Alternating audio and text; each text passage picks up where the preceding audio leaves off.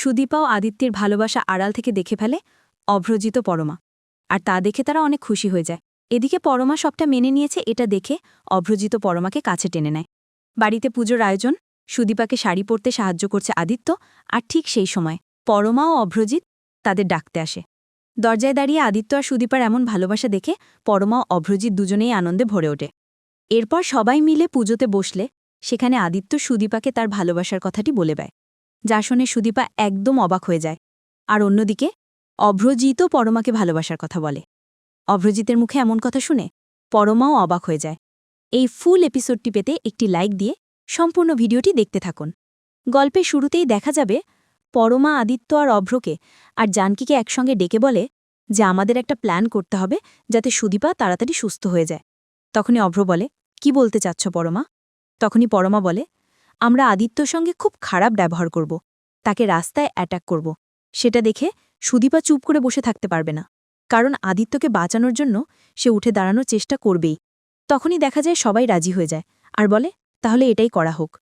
এরপরেই দেখা যায় আদিত্য সুদীপাকে ডক্টরের কাছে নেয়ার নাম করে বাড়ি থেকে বের হয়ে পড়ে, আর রাস্তার মাঝখানে জানকীকে ইশারায় বলে যে পিসি আপনি দেখবেন, আপনি সবকিছু খেয়াল করবেন। তখনই দেখা যায় মাঝ রাস্তায় গাড়িটা আটকায় অন্য একটি গাড়ি। তখন আদিত্য গাড়ি থেকে নেমে বের হয়ে আসে আর বলে, আপনারা কারা? আমাদের গাড়ি আটকিয়েছেন কেন? কি সমস্যা আপনাদের? আপনারা এটা করতে পারেন না। এরপর এটা সুদীপা দেখে সুদীপাও ভয় পেতে থাকে যে কি জন্য কারা আদিত্যর গাড়িতে আটকালো, কারণ সুদীপা আদিত্যকে খুবই ভালোবাসে। এরপরেই দেখা যায় কিছু গুন্ডা আদিত্যের ওপর অ্যাটাক করে, আর তখন আদিত্য চিৎকার করতে থাকে যে পিসি আপনি সুদীপাকে নিয়ে এখান থেকে চলে যান, এখানে থাকবেন না। পিসি আপনি তাড়াতাড়ি সুদীপাকে নিয়ে এখান থেকে চলে যান। তখনই দেখা যায় যে অভ্র আদিত্যর দিকে বন্দুক তাক করে থাকে আর বলে, একদম চুপ, কথা বললেই শ্যুট করে দেব। কি মনে করো আমরা তোমাকে ছেড়ে দেব? কক্ষণও ছেড়ে দেব না, তোমাকে ছাড়া যাবে না। এটা দেখে সুদীপা হাত নাড়াতে থাকে। তখন জানকী বলে যে দিদিমণি তুমি একটা কিছু করো, জামাইকে তো মেরে ফেলল। তখনই সুদীপা গাড়ি থেকে বের হয়ে এসে বলে, মিস্টার চৌধুরী আপনার কিচ্ছু হবে না, আমি চলে এসেছি, আপনাকে কেউ কিচ্ছু করতে পারবে না, আমি আছি। তখনই দেখা যায় সুদীপা দৌড়ে এসে লাঠিটা কেড়ে নেয় আর সবাইকে মার শুরু করে দেয়। তখনই বন্দুকটা তাক করতে থাকলেই তখন সুদীপা অভ্রর হাতে বাড়ি দিয়ে বন্দুকটা ফেলে দেয়, আর তখন অভ্র চিৎকার করতে থাকে। তখন আদিত্য এগুলো দেখে হাসতে থাকে মনে মনে আর ভাবতে থাকে, আমি জানতাম যে আপনি এরকম কিছু দেখলে সুস্থ হয়ে যাবেন। এরপরে সুদীপা বলে, তোদের এত বড় সাহস, তোরা আমার সামনে মিস্টার চৌধুরীকে মারবি? আমি ছেড়ে দেব না। তোরা কারা? কেন এসেছিস? এই বলে সবাইকেই খুব মার শুরু করে দেয় আর চিৎকার করতে শুরু করে যে এত সাহস কে দিল তোদের? আজ তোদের কাউকেই রক্ষা করব না। এরপরেই দেখা যায় সুদীপা ওদেরকে খুব মার মারে। এরপরে এটা দেখেই আদিত্য বলে, অনেক হয়েছে সুদীপা, আর মারতে হবে না, আপনি ওদেরকে ছেড়ে দিন। তখনই সুদীপা অভ্রর মাথায় বাড়ি মারে আর অভ্র পড়ে যায়। তখন অভ্র চিৎকার করে, ও বাবারে কি করলো আমার, আমি শেষ হয়ে গেলাম। তখনই দেখা যায় পুলিশ গাড়ি নিয়ে আসতে থাকে আর সেটা সুদীপা দেখতে পায়। দেখে আদিত্যকে টান দিয়ে তার বুকে নিয়ে আসে আর বলে, আপনার কিচ্ছু হবে না, আপনি ঠিক আছেন? মিস্টার চৌধুরী আপনি ঠিক আছেন? তখনই আদিত্য বলে, হ্যাঁ সুদীপা আমি ঠিক আছি, আপনি থাকতে আমার কিচ্ছু হবে না, সেটা আমি বুঝে গিয়েছি। তখনই দেখা যায় অভ্র চিৎকার শুরু করে দেয়। তখন পরমা অভ্রর মাথায় হাত দিয়ে বলে, চুপ করো না, অনেক হয়েছে। তখন দেখা যায় অভ্র বলে, তুই কি করলি বোন? তুই আমাকে এত মার মারলি কেন রে বোন? তোর হাতে এত জোর হয়ে গেছে? তোর হাতটা নড়ছিল না, এখন দেখছি তোর হাতে কতটা জোর বেড়ে গেছে। তখনই সুদীপা বলে, তুমি এখানে দাঁড়া, তোমরা এখানে কি করছো? তখনই পরমা বলে, আমিও আছি। এরপর আদিত্যের ছোট ভাইও আছে। তখন দেখা যায় অভ্র কান্না করতে করতে বলে, বোন তুই আমার এত মারলি, আমি ভাবতাম তোর হাতে জোর নেই, কিন্তু তোর হাতে এমন জোর বেড়েছে যে তুই আমার মেরে মাথাটাই ফাটিয়ে দিলি। আমি এখন কি করব? আমার খুব লাগা লেগেছে, আমাকে কেউ ধরছেও না, আমাকে কেউ একটু সাহায্য করছে না। তখনই দেখা যায় সুদীপা বলে ওঠে, তোমরা এখানে কি করছো? তোমরা এখানে কেন কেন এটা করছো? আমি কিছুই বুঝতে পারছি না, তোমরা কিছু বলবে? পরমা তুমি কিছু বলবে? তুমি এরকম সেজেছো কেন, বলো আমাকে। তখনই অভ্র বলে, তোকে সুস্থ করার জন্য এটা পরমা আর আদিত্যর প্ল্যান ছিল, আর দেখ শেষমেশ আমি মার খেয়ে গেলাম। আমি এখন কি করব? আমাকে এত মার মারহি যে আমি উঠে দাঁড়াবো সেই শক্তিটুকু আমার নেই। তোর এত শক্তি বোন? তখনই সুদীপা বলে, দাদা ওঠো, আমি তো জানতাম না তোমরা এখানে এসেছো, আমি ভেবেছিলাম গুন্ডাই এসেছে, এই জন্য আমি এরকম মারপিট শুরু করেছি।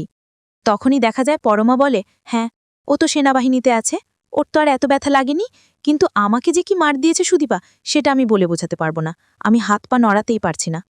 তখনই দেখা যায় আদিত্য ছোট ভাইও বলে, হ্যাঁ ঠিক বলেছ বড় বৌদি, ছোট বৌদির হাতে যে এতটা জোর, খুব মার মেরেছে, আমি তো পেট নড়াতেই পারছি না। তখনই পরমা এসে সুদীপাকে জড়িয়ে ধরে আর বলে, খুব খুশি হয়েছি সুদীপা, তুমি সুস্থ হয়ে গেছো। তুমি এত তাড়াতাড়ি সুস্থ হয়ে যাওয়াতে আমি খুব খুশি হয়ে গেছি। তখনই জানকী মনে মনে বলতে থাকে যে আজকের দিনটা তো আমি চেয়েছিলাম, কিন্তু আমাকে খুব তাড়াতাড়ি ওদের সত্যটা বলে দিতে হবে। কারণ সেদিন ওদেরকে 2 বোনের আলাদা করে দিয়েছিলাম আমরা। এখন আবার ও 2 বোনের এক করে দিতে হবে আমাকেই। যতই আমাকে অতনুবাবু বাধা দিক না কেন, কিন্তু আমাকে সবকিছু বলে দিতে হবে। এরপরেই দেখা যায় অভ্র বলে, সুদীপা বোন, তুই আমাকে একবারও উখালি না? তখন আদিত্য এসে অভ্রকে উঠিয়ে দেয়। তখনই দেখা যায় সুদীপা কান ধরে অভ্রর কাছে ক্ষমা চায় আর বলে, দাদা আমাকে মাফ করে দাও, আমি না বুঝে এত কিছু করে ফেলেছি, আমাকে ক্ষমা করে দাও। তখনই অভ্র বলে, হ্যাঁ তোকে তো ক্ষমা করে দিয়েছি, কিন্তু আমার কি হবে বল বোন, তুই যে মারটা আমাকে দিলি ও মা আমি সহ্য করতে পারছি না। এই কথাটা শুনেই সুদীপা হেসে ফেলে আর বলে, দাদা তুমি বাচ্চাদের মতো করছো। এরপরেই দেখা যায় বাড়িতে ইন্দিরা আর গায়ত্রী খুব চিন্তায় পড়ে যায়, কারণ সুদীপাকে খুঁজে পাওয়া যাচ্ছিল না, সুদীপা অসুস্থ। তখনই দেখা যায় যে সেখানে আদিত্য আর অভ্র চলে আসে। তখনই গায়ত্রী বলে, এই আদিত্য আর অভ্র, সুদীপা কোথায়? সুদীপাকে কোথায় রেখেছ? ওকে বাড়ি থেকে বের করেছ আমাকে না জানিয়ে কেন? আর এই যে সুদীপার পিসি, তুমি কেন আমাকে কিচ্ছু বলনি? তোমাকে তো দায়িত্ব দেওয়া হয়েছিল সুদীপার, তাহলে কেন এই দায়িত্ব তুমি মানোনি? তখনই দেখা যায় জানকী হেসে ফেলে আর বলে, আমি তো এই বাড়ির কাজের লোক, আমি আবার এই দায়িত্ব নিলাম কখন? তখনই গায়ত্রী রেগে যায় আর বলে, সবসময় কিন্তু এরকম কথা আমার ভালো লাগে না। এখন বলো সুদীপা কোথায়? সুদীপার জন্য আমার খুব চিন্তা হচ্ছে। সুদীপাকে কোথায় রেখেছ আদিত্য? কোথায় রেখেছ? আমাকে কিচ্ছু বলছো না কেন? বলো বলো না। আরে অভ্র, কি হয়েছে তোমার? তুমি এরকম মাথায় হাত দিয়ে রাখছো কেন?